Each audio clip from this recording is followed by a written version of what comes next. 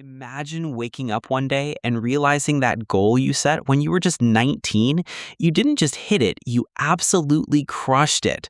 We're not talking $1 million here. We're talking $40 million, cold, hard net worth, fully retired at 31.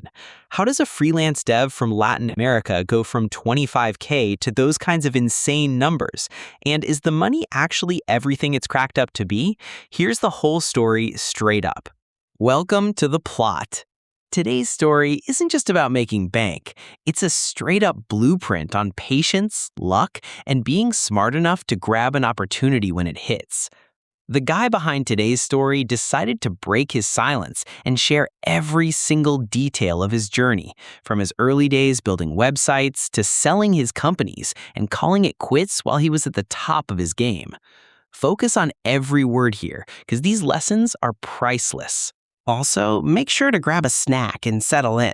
One more thing, don't forget to hit that subscribe button and smash the like on your way in. Now, I'll leave you with Noah. Yo, what's up? My name's Noah. I've got a lot to share and honestly, a lot of questions about this whole financial freedom life. But I figured the best way to introduce myself is to just tell you the story of how I even got here. First off, let's look at the raw facts, the stuff you guys love. I'm 35 now. My net worth is sitting at about $40 million. My debt? Only $130K, which is like 0.3% of my income. I'm married, no kids, and we live on about $80K a year. 10 years ago, I was worth maybe 25 grand. I'm 100% self-made. I hit financial independence at 30 and I officially checked out, retired at 31. That was 4 years ago. I'm not based in the US. I'm from Latin America. To be honest, I wasn't even chasing some massive fortune. I just wanted to retire early.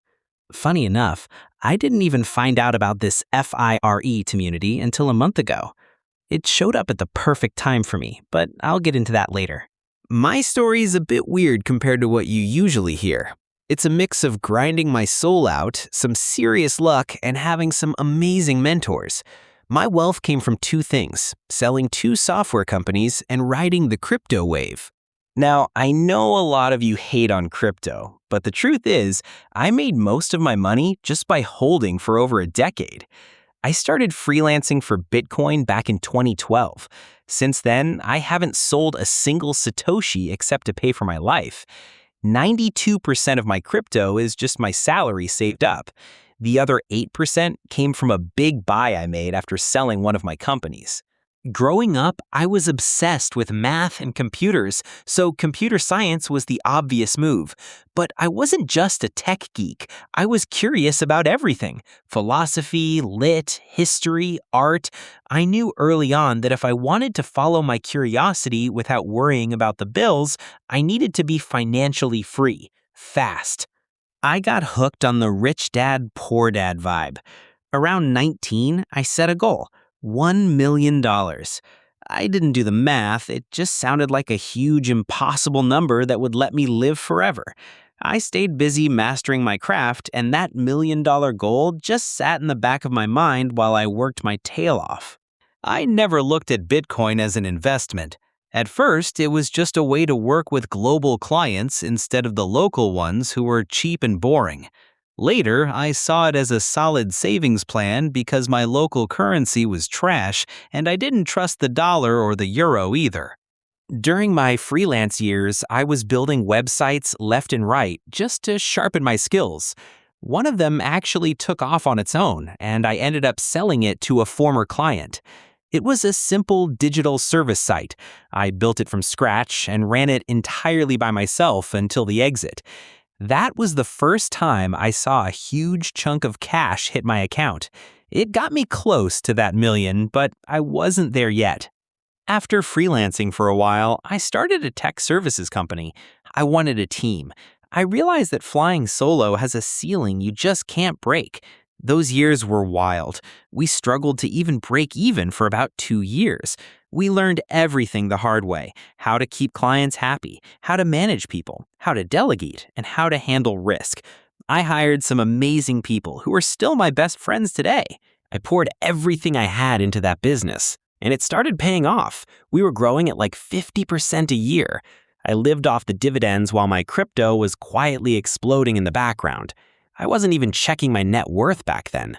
Then, 5 years ago, I had this wake-up moment. I realized I had blown past that $1 million goal, even without counting my stake in the company. It felt like waking up from a dream I'd forgotten I was having. I took a little break, talked to my dad and some close friends, and realized I still wanted to stick to the original plan. My gut was telling me to keep going because the business was booming and everyone respected me, but I knew that quitting was actually the more ambitious move. If I stayed, I'd just be another tech entrepreneur. I wanted to be more than that. It took me about 2 years to actually walk away. Transitioning from busy boss to retired is a psychological nightmare.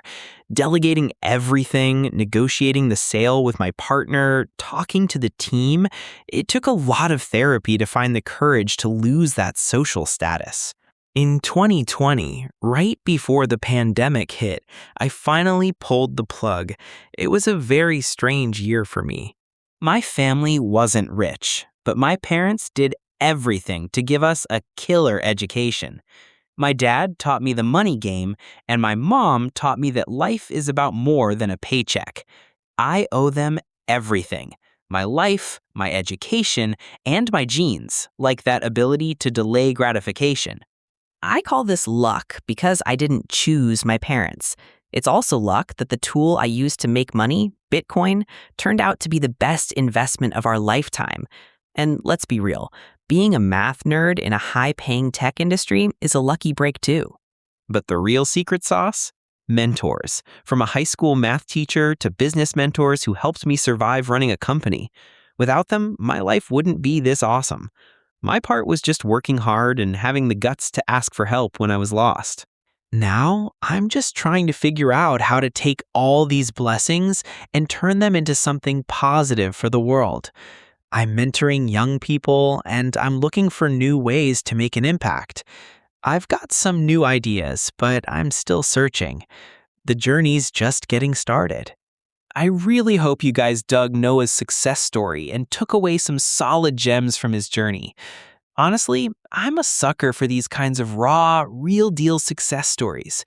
I truly wish for every single one of you to hit that level of financial abundance you're dreaming of. Don't forget to lock it in by subscribing to the channel and smashing that like button. If any part of this story sparked something for you, or if you've got some thoughts, drop a comment down below. I'd love to hear it. All right, we're not going to say goodbye just yet. I'll catch you in the next story. Peace out.